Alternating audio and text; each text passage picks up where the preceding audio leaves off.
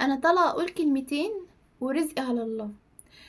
انا عايزه اعرف حاجه واحده بس، انتوا مودينا لفين بعد كده؟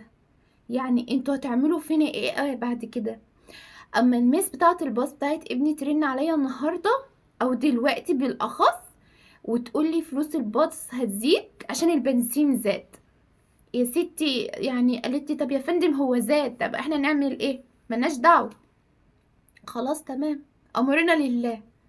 امرنا لله في كل حاجه، امرنا لله في عيشتنا وفي حياتنا في الحاجات اللي احنا خلاص اتحرمنا منها. احنا اوريدي بقى امر واقع علينا ان احنا مش معادش رفاهيه، بس هو معادش عيشه اصلا.